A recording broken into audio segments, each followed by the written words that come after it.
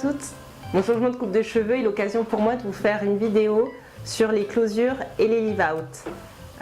En fait, pour faire simple, quand on fait un tissage, il faut choisir comment on le termine. Soit en laissant ses propres cheveux, c'est le leave-out, ou soit en utilisant une closure. C'est un système où sur un petit filet, on incorpore des mèches et ça permet d'avoir une finition parfaite.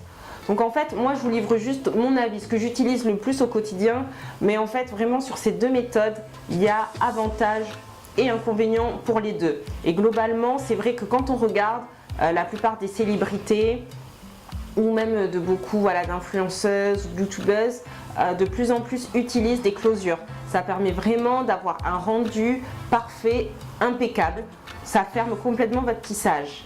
Après, moi vous l'avez vu sans doute, que ce soit sur Instagram ou même lors de précédentes vidéos, même si j'ai déjà testé des closures, j'ai même des fois porté également aussi des perruques, voilà, tous ces systèmes.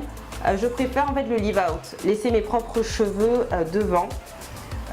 Pour qu'en fait il soit bien réussi, il faut vérifier deux choses. Que ses propres cheveux soient exactement de la même texture que le tissage et de la même couleur. Moi, depuis ces derniers temps, je préfère les tissages lisses. Donc du coup, voilà, comme moi, mes bordures sont défrisées, ça convient. Et après, j'uniformise au niveau de la couleur. Mais c'est vrai que si je portais des tissages ondulés ou très frisés, j'aurais dû porter une closure pour que mon tissage soit parfaitement bien fini. Après, au niveau en fait du leave-out, ce qui est important aussi, c'est les finitions au niveau des tempes. Certaines utilisent des cires, d'autres utilisent des gels. Moi, j'utilise du gel, mais pas tous les jours. Je trouve important de laisser ses cheveux respirer, ne pas les asphyxier, entre guillemets bien sûr, avec des produits coiffants. Donc le gel, par exemple, aujourd'hui j'en ai mis, mais c'est pas certain que demain j'en remettrai. J'en mets pas tous les jours parce qu'il faut pas en abuser. Et surtout, j'hydrate mes cheveux, j'hydrate mes cheveux avec de l'huile de ricin ou de l'huile de coco. J'alterne entre les deux pour vraiment maintenir leur forme et leur santé. Après, c'est vrai que les closures, ça permet vraiment d'avoir un tissage impeccable, un fini impeccable. Mais déjà, il faut vraiment que la closure elle soit bien posée, aussi qu'elle soit d'une bonne qualité.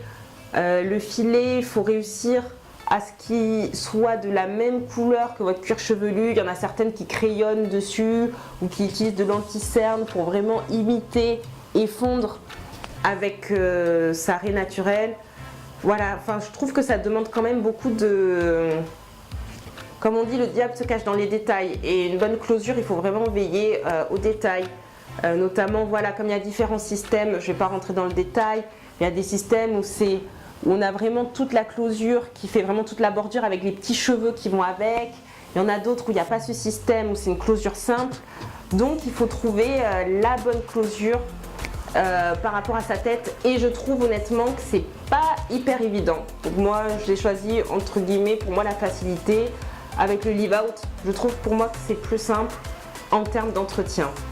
Alors n'hésitez pas à me dire vous, si vous utilisez des closures, votre style, votre modèle de pose, si vous préférez les leave-out, comment vous entretenez. On est là pour échanger ensemble et c'est un plaisir de vous avoir retrouvé. Je vous dis à très vite pour la prochaine vidéo.